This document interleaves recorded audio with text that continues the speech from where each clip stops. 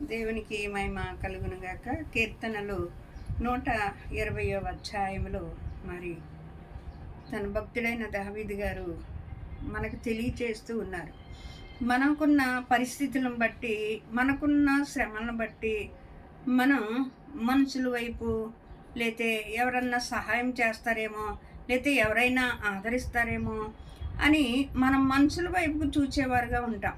మన సమస్యలు మనకి ఎలా కనిపిస్తాయి అని అంటే, మనకి పెద్ద పర్వతంలాగా కనిపిస్తాయి.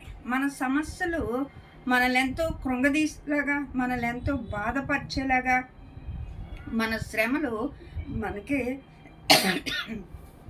కనబడుతూ ఉంటాయి. కానీ ఇక్కడ కొండల తట్టున కొనులెత్తుచున్నాను, సహాయం ఎక్కడ నుండి వచ్చును?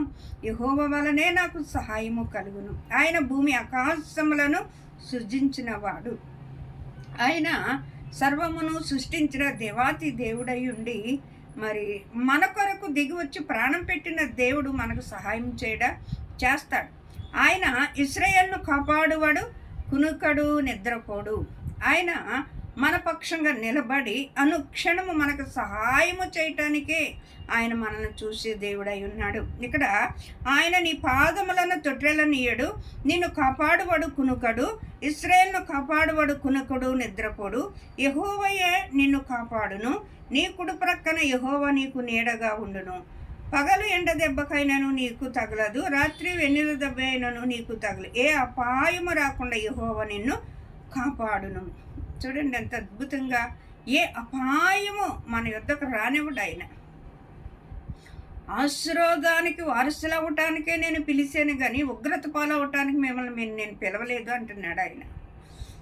మనకున్న పరిస్థితులు మనం చూసేవారుగా ఉంటే మన విశ్వాసము బలమైంది కాదు, మన విశ్వాసం అవిశ్వాసంలోనికి వెళ్ళిపోతూ ఉన్నది. అందుకనే పర్వతములంటే శ్రమల గుండా మనము చూస్తున్నాము గమ్మంటే మనం కృంగిపోయి లేదా బాధతో వేదనతో ఆ సమస్యల గుండగా మనం వెళుతూ ఉన్నప్పుడు సమస్యలను చూసి బలహీనపడిపోతూ ఉన్నాం, కుంగిపోతూ ఉన్నాం, ఔదార్యపడుతూ ఉన్నాం, అపనమ్మికతో ఉంటూ ఉన్నాం.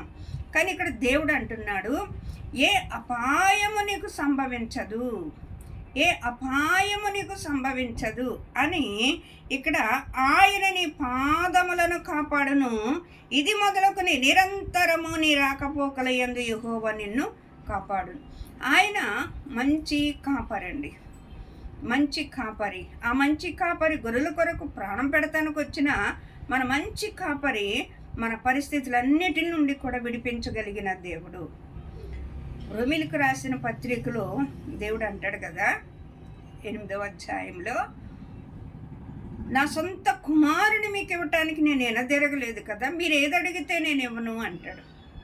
ఆయన సర్వమును దేవుడు మనకిచ్చాడండి. ఆయన భూమి ఆకాశమును మరి మన పాదముల కింద అన్నీ పెట్టి ఉన్నాడు. ఆ సమస్తమును మనకి అధికారం ఇచ్చి ఉన్నాడు. ఆయన సమస్తమును ఏలటానికి, వాటిని పరిపాలించడానికి, లేతే అన్నిటిపైన దేవుడు మనకు అధికారం ఇచ్చి ఉన్నాడు. కీర్తన గ్రంథంలో 8వ అధ్యాయంలో అంటాడు, నరపుత్రుని దృష్టించడానికి వాడు అపాటివాడు, దేవుని కంటే వాడిని కొంచెము తక్కువ వానిగా చేర్చున్నావు. అవన్నీ మరి మా పాదముల కాడ పెట్టి ఉన్నావు అని వాక్యం. మన పాదముల కాడ ఆయన పెట్టి ఉన్నాడు. ఆయన సర్వమును మన పాదముల కాడ పెట్టి ఉన్నాడు ఆయన. మనం కొండల తట్టు చూడకూడదండి. కొండలంటి సమస్యలు, కొండ అంటే కొండలు కదండి, కొండలంటి సమస్యలు, కొండలంటి పరిస్థితులు. అయ్యో ఇంక నా పని అయిపోయింది, అయ్యో ఇంక నా జీవితం వేస్ట్, నా బ్రతుకు వేస్ట్, ఇంక నేను ఏమీ చేయలేను, ముందుకెళ్ళలేను అనుకుంటూ ఉంటాం మనం. కానీ దేవుడు అంటాడు, నా కుమారి నీ చేయి పట్టుకుని నేనున్నాను, నా కుమారుడా నీ చేయి పట్టుకుని నేనున్నాను, నువ్వు పడిపోలేదు, నువ్వు నా చేతిలోనే ఉన్నావు అని దేవుడు మాట్లాడుతూ ఉంటాడండి. కొండలాంటి పరిస్థితులు మనం చూసేవారుగా ఉన్నామేమో. మనము కొండల తట్టు కాదండి చూసేది, సహాయం చేసే దేవుని తట్టుగా మనం చూసేవారుగా మనం ఉండాలి. యెహోవా నిత్యాశ్రయ దుర్గముగా మనకున్నాడు. ఆయనే మనకు సహాయకుడుగా ఉన్నాడు. ఆయనే మనల్ని ఆశీర్వాదకరంగా మార్చడానికి మన కోసం ఆయన శ్రమ పడ్డాడు. ఆయన ధనవంతుడైండి మన కొరకు దరిద్రుడు అయ్యాడు. ఆయన పొందిన దెబ్బల వలన మనకు స్వస్థత, మనకు విడుదల దేవుడు కలిగిస్తూ ఉన్నాడు. దేవుడు ఇక్కడ 120వ అధ్యాయములో కూడా చూడండి, ఇక్కడ నా శ్రమలో నేను యెహోవాకు మొరపెట్టి తిని ఆయన నాకు ఉత్తరం ఇచ్చును. ఆయన అబద్ధములాడు పెదవుల నుండి మోసకరమైన నాలుక నుండి నా ప్రాణమును విడిపించును. మరి లోకములో అనేక మంది నమ్ముకుంటాం. మనం నమ్ముకున్నప్పుడు వాళ్ళు మోసం చేసి అబద్ధములాడి కపటోపాయములుగా ప్రేమించినట్లు నటించి మన వెనకాల గోతులు తీసేవారులాగా, లేకపోతే మనల్ని ఎన్నుపోటు పొడిచేవారులాగా, లేకపోతే మనల్ని మోసం చేసేవారులాగా మనుషులు ఉండొచ్చు, కానీ దేవుడు ఉండడండి. ఎందుకంటే నీ కొరకు ప్రాణం పెట్టిన దేవుడు నిన్ను మోసం చేసే దేవుడు కాదు. ఆయన అన్యాయస్తుడు కాదు. ఆయన మాట ఇచ్చి మాట తప్పడానికి ఆయన నరుడు కాదు. ఆయన సర్వ శరీరులకు దేవుడై ఉన్నాడు. ఆయన సమస్తమును సృష్టించి ఈ లోకములో ఉన్నదంతటినీ కూడా మానవుల చేతికి అప్పగించాడు. దేవుడు నిన్ను ఎంతో ప్రేమిస్తూ ఉన్నాడు. నిన్నెంతో ప్రేమిస్తూ ఉన్నాడు. కాగా తన అద్వితీయ కుమారుని లోకములోనికి పంపాడు. కానీ తన స్వకీయులు ఆయన ఎరక్క ఉన్నారు. ఒకేలా ఇంకా ఎరిగి ఎరగనట్టే ఉన్నామేమో, తెలిసి తెలియకోకుండానే ఉంటూ ఉన్నామేమో, చూస్తూ చూడనట్టే ఉంటున్నామేమో, వింటూ గ్రహించలేని వారుగా మనం ఉంటూ ఉన్నామేమో. ఏ కొండల తట్టుకు చూచినా సహాయము కలగదు, కానీ ఆకాశమందున్న ఆసీనుడైన దేవుని వైపుకు నువ్వు చూచినట్లయితే ఆయన సహాయము చేసేవాడు, ఆయన సహాయకుడు. నిన్నెప్పుడూ కూడా పడిపోనివాడండి, తూలిపోనివాడు, తొట్టెళ్ళపోనివాడు, అవమానమును చిగ్గును తలంచవద్దు అని దేవుని వాక్యం చెలవిస్తూ ఉంది. ఆయన మాట జీవపు ఓట. దేవుని వాక్యం చెలవిస్తుంది, మనుషుడు రొట్టు వలన కాదు, దేవుడిచ్చు ప్రతి మాట వలన బ్రతుకుతాడంటండి. ఎందుకంటే ఆయన మాటలో శక్తి ఉన్నది, ఆయన మాటలో బలం ఉన్నది, ఆయన మాటలో అధికారం ఉన్నది. ఆయన నోటి మాటతో సర్వమును చేసిన దేవుడు. నీకున్న పరిస్థితి ఏదైనప్పటికైనాను నీ చేతుల్లో పెట్టినప్పుడు నీ సమస్యలను ఆయన పరిష్కారం చేసే దేవుడై ఉన్నాడు. మన కుటుంబాన్ని, మన బిడ్డల్ని, మనకున్న సర్వమును ఆయన చేతుల్లో పెట్టినప్పుడు ఆయన ఆశ్రదకరంగా మార్చిన దేవుడు. అబ్రహాము ఒంటరిగా ఉన్నప్పుడు పిలిచిన దేవుడు, అబ్రహామును ఆశీర్వదించిన దేవుడు, అబ్రహామును బట్టి ఇస్సాకును ఆశీర్వదించిన దేవుడు.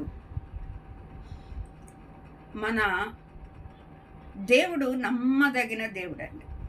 ఆయన ఎంతైనా నమ్మదగిన దేవుడు. మనం నమ్మదగిన వారము కానప్పటికైనాను ఆయన నమ్మదగిన దేవుడు.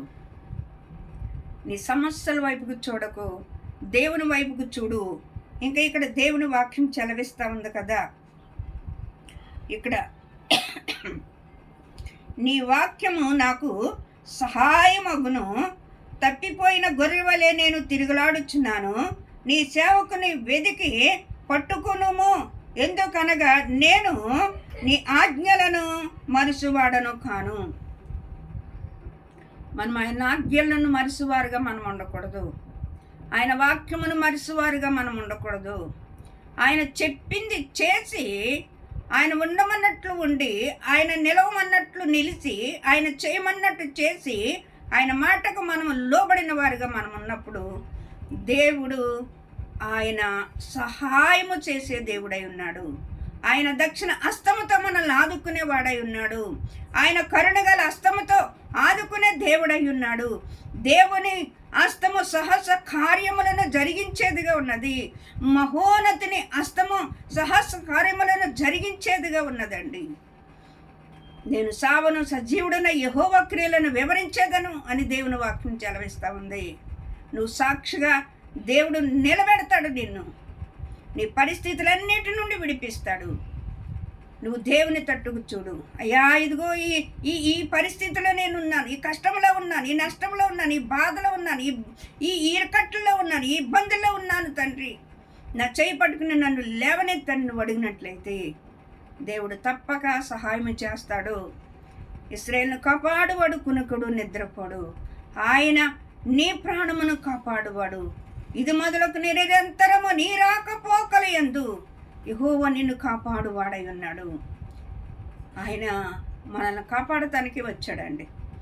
మనల్ని కాపాడి మనల్ని రక్షించి ఆయన ఉన్నతమైన రాజ్యములు చేర్చుకుంటమే ఆయన చిత్తమై ఉన్నది.